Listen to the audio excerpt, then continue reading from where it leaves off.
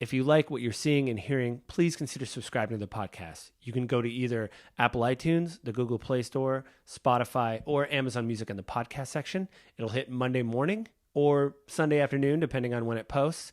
And the video will hit on YouTube and Spotify Monday. Spotify will hit Monday evening, and YouTube it'll hit Monday morning, 7 a.m., just like it does for the audio services. So please go to those places and consider subscribing or listening to the show. You can also write to me at gwgpodfellows@gmail.com if you want to write me a letter. Let me know what you think of the show, things like that. Or you can also find me on Twitter at JustLittleJoe. So go to those places and please consider liking and subscribing. Thanks. And with that, we'll get on to the episode. Hello, my name is Joseph Carlson, and this is episode 245 of Gaming with Grief. And I am joined by my wife today. Hello! Because on International, I wrote this down, on January 27th, which is International Holocaust Remembrance Day, you and I went and saw the new movie by, I think his name is Stephen Geller. I didn't actually write the director down. I probably got his name all wrong, but there's a new movie called The Zone of Interest, which came out, and we just happened to see it on International Holocaust Remembrance Day. So I got the email. We just booked it. We didn't know what what the day was, and then we got the tickets and went and saw it. What a movie, right? I mean, what a movie. It was a journey, that's for sure. I will say it is one of the interesting, um, interpretations of a true story, I'm guessing. Um, I actually like that, a family is just choosing to ignore all these things, and the camp is literally on the other side of their house.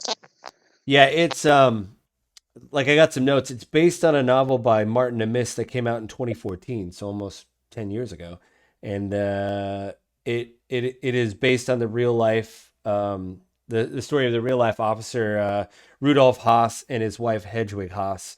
They had 5 kids, and this is literally his story. Uh, we'll do light spoilers for the beginning, and then we'll talk probably spoilers in a couple minutes. So yeah. Sorry, Mm. my cat just leaped on my keyboard, so you probably heard something weird. Anyway, yeah. So,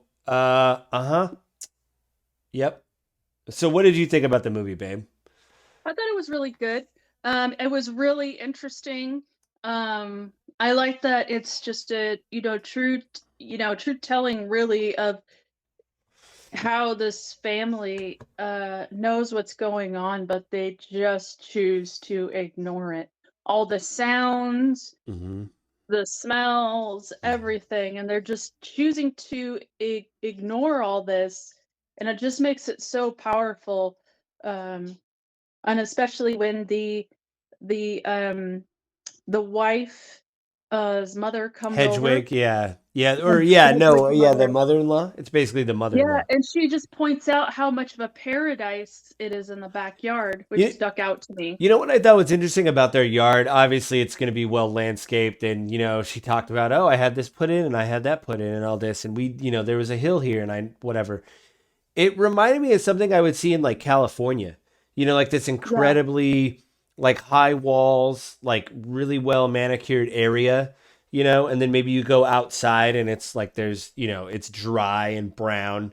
I had relatives Mhm. that lived in Bakersfield, and you had that sense of my relatives lived in like a mobile home park, and you had this sense of like the retirees would like keep everything meticulously manicured and like green lawns, but you'd walk out in the street and it would just be like dirt lots and everything, and that's kind of the feeling I had, like this total decimation of like one thing I like about the movie is they never go over the wall, but they kind of do because I like I told you when we got out of, or I think that yesterday morning, it was like I think sound design. I hope it gets nominated for some kind of sound design thing. So without getting into too much spoilers in the beginning, the sound design's amazing. Without them going over the wall, you just get this sense of dread. But they don't sense it Mhm. because, like you and I They talked. choose not to. Yeah, Yeah, they and she even said she was going to build up some more, wire and brush so that Hmm. way you couldn't see the wall, but you can hear all these, you know, as long as she doesn't see it, it's not a problem, Right. right? Yeah. Yeah. Yeah. I I mean, mean, she could hear all these like, devastating sounds going on over there, but she could care less, really. And both of the main characters are terrible. yeah, I think I told you too. The only like redeeming people in the whole show was the servants in the house that weren't Jewish. She pointed out they weren't Jewish; they were just Polish. Mm-hmm. Because her mother-in-law says, "Oh, you get Jewish people in the house," and she's like, "Oh, they're Polish. They're local. That's fine." And it was the servants and the dog were kind of the only people that I think were redeemable. Like that, you were like, "Oh, I wonder what's happening with them." You know, even the shots of the Mm-hmm. dog, he seemed excited. It wasn't his fault that his owners were complete and utter He didn't know monsters. what You was know, going on. Yeah. so yeah, Mm-hmm. it Mm-hmm. I don't know. Yeah, it's one of those things where it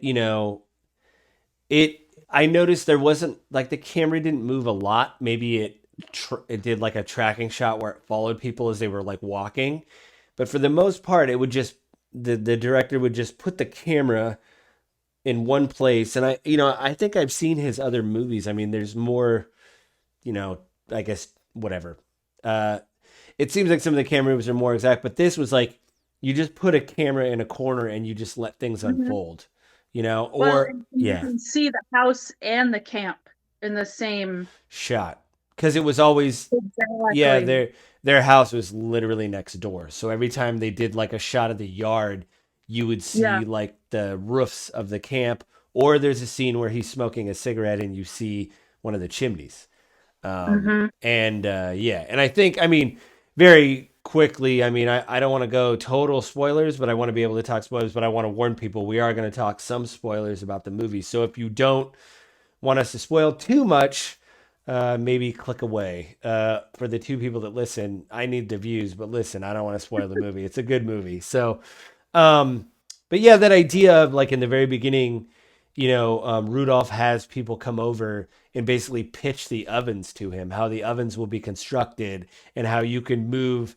Uh, I forget how they put it, but the way they talk about everything in the meeting about logistics Yeah. and The speed and transporting efficiency to this, get all yeah, these. Yeah. we have to get this stuff done. There has to be speed and efficiency. And it's like, what are you? Oh, Mm-hmm. you're talking about killing, like in burning people alive, There was that very interesting thing in the middle where he's like at well, it was towards the end. He was at a ball, like gala, with all these German officers and like these incredibly, it seemed like rich aristocratic Germans, they were smoking cigarettes, drinking martinis, talking to one another.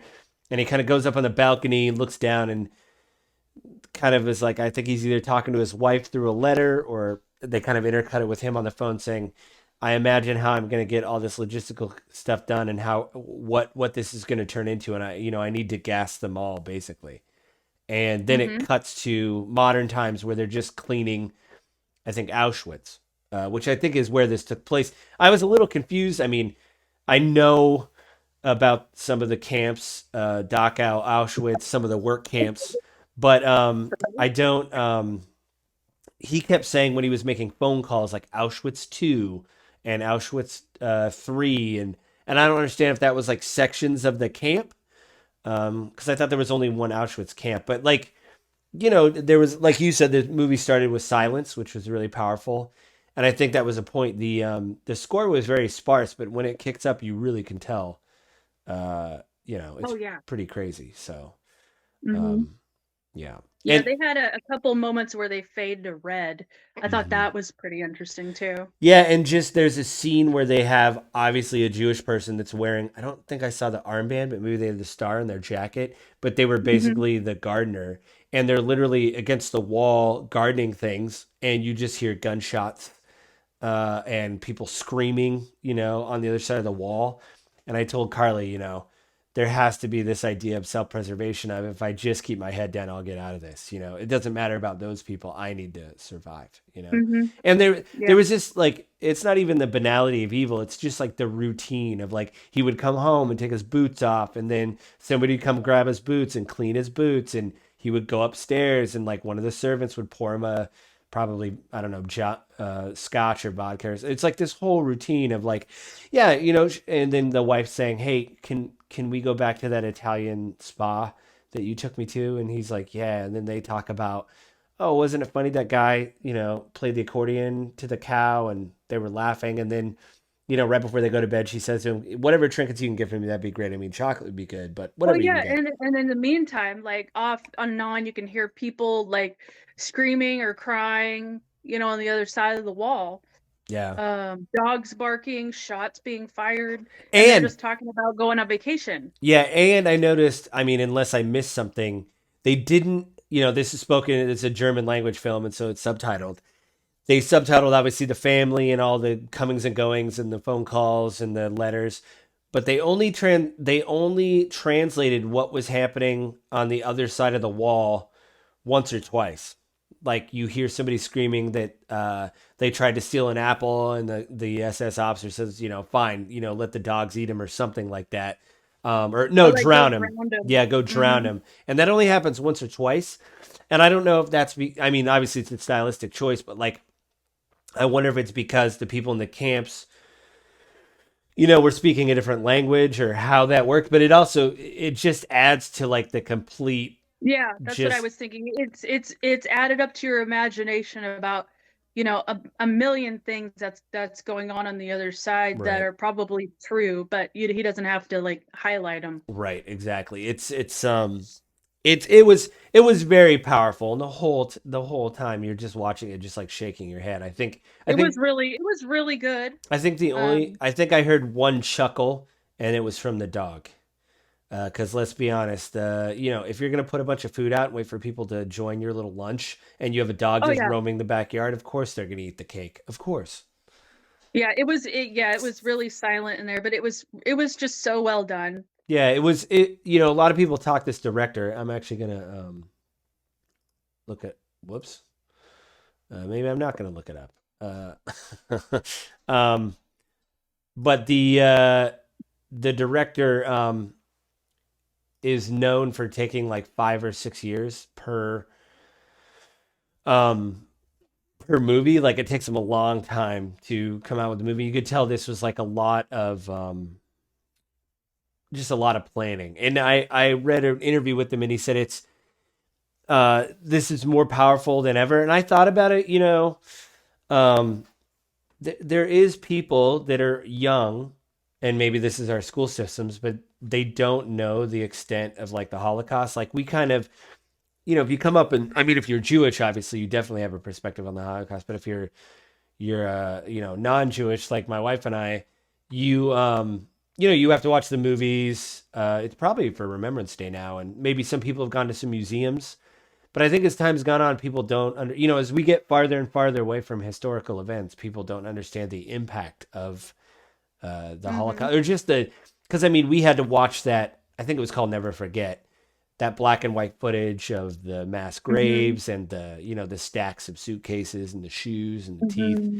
and we only watched about 10 or 12 minutes of it, and the teacher said, "I think we understand," because it's pretty bleak, Hmm. that footage. That Yeah, I think that yeah, documentary was probably like an hour, and after 15 minutes, I think the teacher was like, "We got it."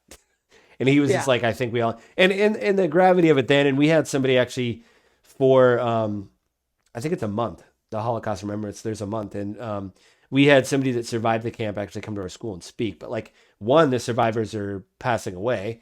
And then two, how do people, um, you know, how does that shape, like I said, people just don't know. And it's kind of sad because you talk to people and they're like, well, I guess it was bad. Like it's getting more abstract. Like 6 million people, that's a lot, but I haven't really seen the Hmm. photos or watched a movie or anything. So yeah, Hmm. I mean that's what the director said. This is more important than ever. That Yeah. like you even said when we left the movie, and you're like, I kind of want to go to like one of the camps just to see. And I was like, well, a really close friend of ours, he went to school in Germany when he was younger, and he said he went to, I think, Dachau, and he said it was, um, he said you just feel it when you walk in, and he said that, for all those people that say like there's really bad people out there, they're like, oh, the Holocaust never happened. He said there's absolutely no way you can walk into one of those places and go, yeah, it never happened. He goes, you just Mhm. feel the death there, and it's got a, just a feeling. So there's no way to deny it when you actually go. Yeah. So I mean, yeah, I mean, I'll be interested to see what kind of, if it wins any awards or anything, or it gets nominated for anything. I hope so. I hope Um, it does. yeah, and I mean that guy. I hope he gets his flowers. Anything else you want to say, babe, about the movie? I mean, it No, was I just thought it was one of the most interesting, I won't say Nazi, but I mean, World War II. view of the other side of the wall, basically. Yeah, I mean it's that idea of the dehumanization of like, well, they're not people, Yeah. so it doesn't matter, like them, Yeah. there's only one scene where they kind of like leave the compound when they're focusing on the house, and everything's walled off, and the wife Hedwig goes like between the rows, and you see military vehicles, and she goes down the thing to a dock, and it's like it's so weirdly sanitized, Yeah. Oh, and for sure. yeah, and so it was amazing, and like I said, just to have those shots of him lingering on people or something, or not looking away, or not, maybe like you said, cutting to black, or but for the most part, uh, Yeah. so yeah, I mean, it's not a good. I mean, it's not a happy movie. I think the happiest thing was like, hey, we're going to the movies, and then I had a muffin. That was the best part of that morning. And then the movie, you're like, ooh, like I said, I don't think I heard any laughing. I think there was a chuckle. No. Yeah, there was like Yeah. the chuckle It at the was just dog. the dog part where he was eating the food. Yeah, you're like, huh, good. And that was the reprieve you get of the movie. So, Yeah. um, Yeah. well, babe, next time we go to a movie, you got to make sure it's not as depressing.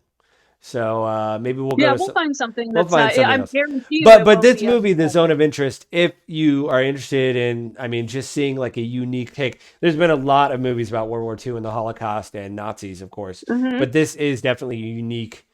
Because it's one thing to say like, oh yeah, they didn't care and didn't think they were human, but just to show it for, I think it was only an hour and a half, the movie. So yeah, definitely go see it, and I recommend it. I take it. Agreed. Yeah, you Agreed. recommend. Yeah. Well, thank you very much, baby. For see, it's a lazy Sunday, so we're just kind of hanging out, but we want Of to record this. course. Thanks for being on the Yeah, podcast, babe. And of course. you know what? We'll see everybody next week.